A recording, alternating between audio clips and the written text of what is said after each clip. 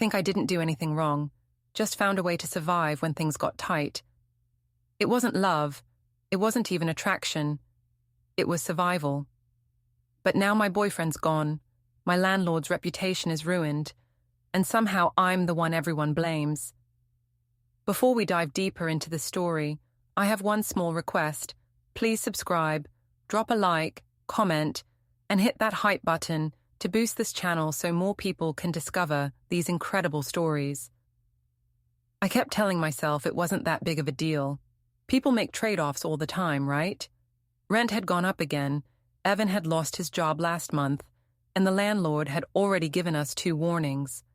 I'd tried to stay calm, to act like I had a plan, but when Frank showed up at our door that evening, holding a stack of late notices, my stomach dropped.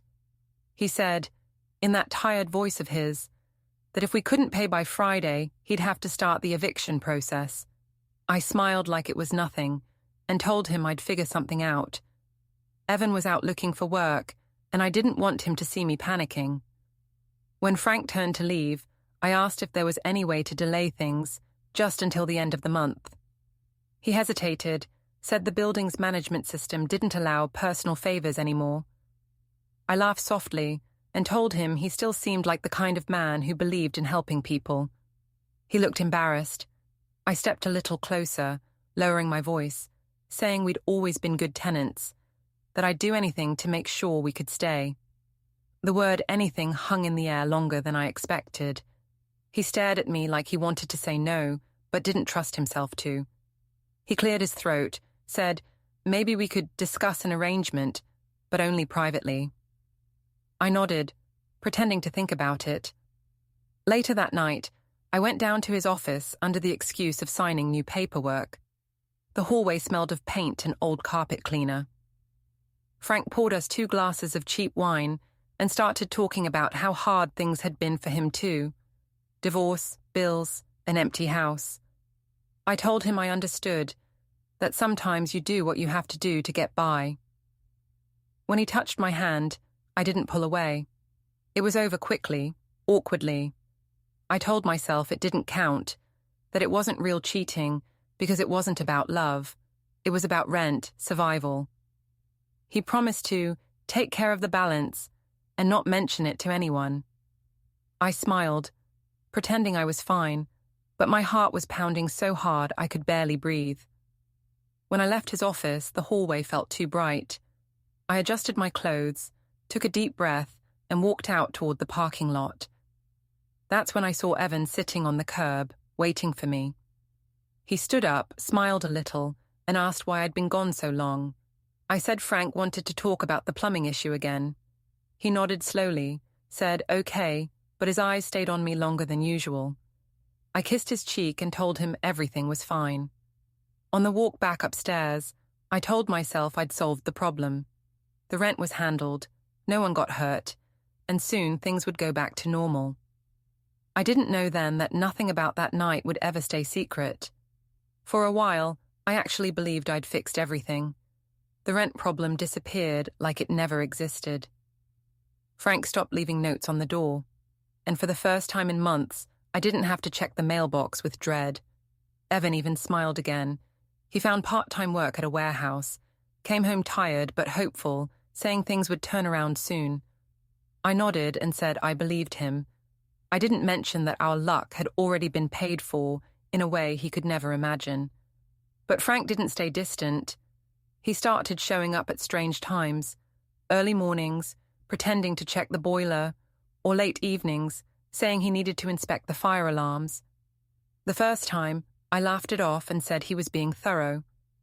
But the third time, when he let himself in with his key and called my name from the hallway, my stomach twisted. I told him he couldn't just barge in like that. He said softly, "We don't really need to keep things formal, do we?" I froze. Evan was at work and I just wanted him gone. I said we'd talk later, but he lingered in the doorway like he wanted to remind me what I owed. After that, I started avoiding him. If I heard footsteps in the hallway, I'd wait until they passed. I stopped answering his calls. Still, every rent week, I'd find an envelope slipped under the door, a blank receipt, Paid in full, stamped in red ink. No amount written, no signature, just that line. Mara, my roommate, began to notice. She asked why the landlord was always around, why he called so often. I said it was because we were behind on payments, and he was giving us extra time. She frowned, said landlords don't give time without a reason. I changed the subject, but then Evan mentioned it too. How weird it was that Frank hadn't been collecting rent from anyone else that month. I shrugged, pretended I hadn't noticed. The walls in our building were thin, and Mrs. Grady from next door had ears like a hawk. One night, Frank came by unannounced again. I met him at the door and told him this had to stop, that he couldn't keep showing up. He said, "You're the one who asked for my help." I hissed that someone might hear us.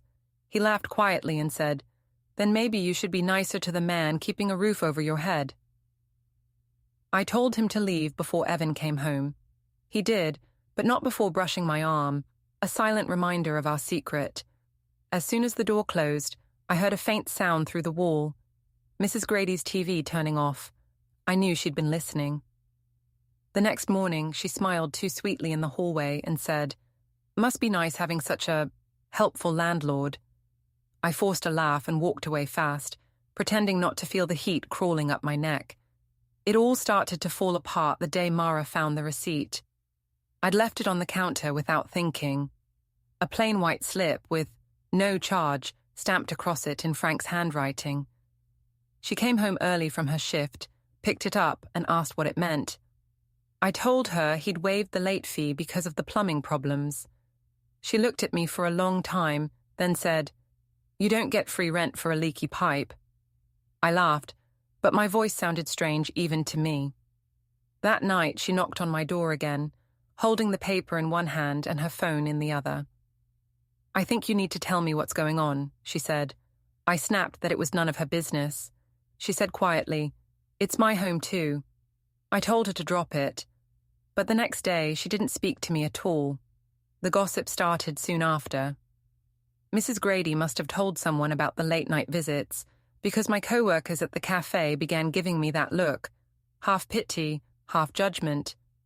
One of them, Lisa, asked casually if our landlord was as nice to everyone as he is to you.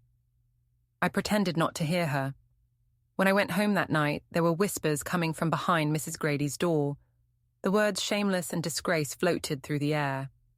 I tried to act normal around Evan. He'd been coming home tired and covered in dust from work, proud of himself for catching up on bills. One evening, he wrapped his arms around me and said, "See, we're going to be fine. I'll handle rent next month." My stomach dropped. I smiled and said, "Don't worry about it. I already took care of it." He frowned. "How?" I said, "Frank agreed to delay payment until his hours were steady." He didn't look convinced. The next afternoon, Frank showed up again, this time while Evan was still home. I tried to block the door, but Evan called from the kitchen. "Who is it?" I said, "Maintenance." Frank stepped forward anyway, his voice low, saying he'd just come to check the water heater. Evan came to the doorway, drying his hands. Their eyes met. Frank smiled too broadly and said, "Everything running smooth?" Evan nodded slowly, but his jaw tightened. When Frank left, Evan didn't speak. He just sat on the couch staring at the blank TV. I asked what was wrong. He said, "He doesn't come here for maintenance." I laughed, but he didn't smile. "What's going on, Talia?" he asked. I told him not to be paranoid. He didn't argue. He just grabbed his jacket and said he needed air. That night, he didn't come back. His phone went straight to voicemail. The next morning, I opened the door to find Mara standing there with her boxes packed. "I can't stay here anymore," she said quietly. "People are talking, and I can't live in the middle of it." I didn't stop her. When she left, the apartment felt too big, too quiet. On the counter lay another receipt from Frank, the red stamp mocking me like a warning I'd chosen to ignore. After Evan left, the apartment felt like a waiting room, silent, stale, full of things that didn't belong to anyone anymore. I kept thinking he'd come back, that he'd cool off and realize we could fix it, but days passed with no call, no message, Nothing. Frank was the only one who still showed up. He'd knock softly, let himself in before I answered, and ask if I was doing okay. I wanted to tell him to stop, but he was the reason I still had a place to live, and I couldn't risk making him angry. One afternoon, I found him sitting on my couch like he owned it, scrolling through his phone. He looked nervous. I asked what he was doing there. He said his ex-wife had called. Someone told her he'd been playing landlord favors with a tenant. His voice trembled when he said she was threatening to report him to the property board. I said it wasn't my problem. He looked up at me, eyes cold. You made it my problem the night you came to my office. That stung. I told him he'd agreed to the arrangement, that he'd taken advantage of me, that I was the one who should be angry. He stood and said, "You begged me to help you." His words cut through the air like glass. We stared at each other for a long time. I wanted to scream, to throw something, but I just told him to leave. He did, slamming the door hard enough to rattle the picture frames. Later that night, my mother called. She'd heard everything from some family friend whose cousin worked in property management. "Tell me it's not true, Talia," she said. I stayed quiet. She sighed, long and tired, and said, "You always think you're smarter than everyone else. Now look at you." I hung up before she could finish. By the end of the week, I was alone. Mara had moved out, Evan hadn't come back, and Frank had gone completely silent. Then a letter arrived, an official-looking envelope stamped with Patel and Associates, Housing Law Division. My hands shook as I opened it. The words blurred together. Pending ethics investigation. Sexual misconduct claims. Potential eviction of involved parties. I called Frank immediately. He didn't answer. I left a voicemail saying we needed to talk, that we were in this together, that I wouldn't go down alone. 2 hours later, he finally texted back, "Don't contact me again. My lawyer will handle it." The next morning, I woke to a knocking sound. It wasn't Frank this time. It was Mrs. Grady, holding her phone like it was evidence. She said the board had posted notice downstairs. Our building was under review for tenant exploitation. She smiled as she said it, like she was enjoying the show. When I went down to look, there it was, a paper taped to the lobby wall, my name printed beside Frank's. For a moment, I thought I might pass out. I'd done all this to keep a roof over my head, and now it was the reason I was about to lose it. The hearing was held in a grey building that smelled like dust and nerves. I sat on one side of the long table, Frank on the other. Between us sat a woman from the housing board who looked like she'd seen every kind of mistake people could make. Evan was in the back row, arms folded, eyes fixed on the floor. I didn't even know he'd show up. Frank's lawyer spoke first, saying his client admitted to a lapse in professional judgment, but wanted to clarify that the arrangement had been initiated by me. My pulse hammered in my ears. They played the recording of our phone calls, my voice soft and coaxing, saying I'd make it worth his while if he helped us. I wanted to shout that it wasn't what it sounded like, that I was desperate, not manipulative, but when I opened my mouth, no sound came out. Then it was my turn. I told them Frank had pressured me, that I'd felt trapped, that he'd taken advantage. For a moment, the board woman almost looked sympathetic, until Frank's lawyer produced a set of printed messages. My own words stared back at me. "You know I'll make it up to you. Just don't evict us." It was over after that. They asked a few final questions, then said they'd issue a ruling. 30 minutes later, we were called back in. The board revoked Frank's property license and ordered the building transferred to temporary management. And me, they terminated my lease, effective immediately, for participation in the misconduct. I sat frozen while Frank buried his face in his hands. He looked old, defeated. I didn't feel sorry for him, not really, but I realized we'd both lost everything. When I looked back, Evan was gone. Outside, the air was heavy, the sky pale. Reporters were already waiting with their microphones. Someone shouted my name. I kept walking, pretending not to hear. By the time I reached the apartment, the locks had already been changed. A notice taped to the door said, "Vacate immediately." I leaned my forehead against the wood, listening to the echo of my own breathing. For the first time, I couldn't convince myself I'd done what I had to do. I packed what little I could carry into 2 suitcases and left before sunrise. The hallway was quiet, but I could feel eyes behind every door. When I stepped outside, the wind caught the eviction notice and tore it from the doorframe, sending it tumbling down the street like something alive.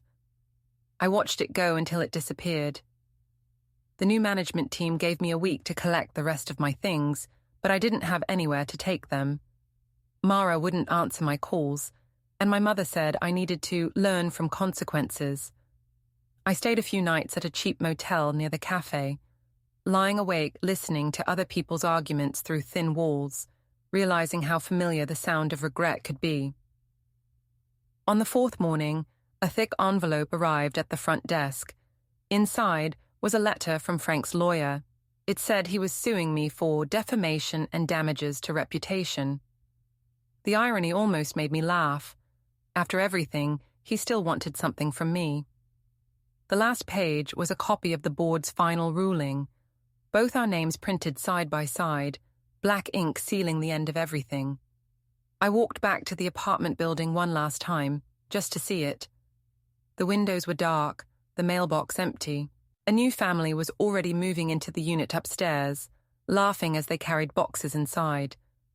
I stood on the sidewalk until my legs started shaking.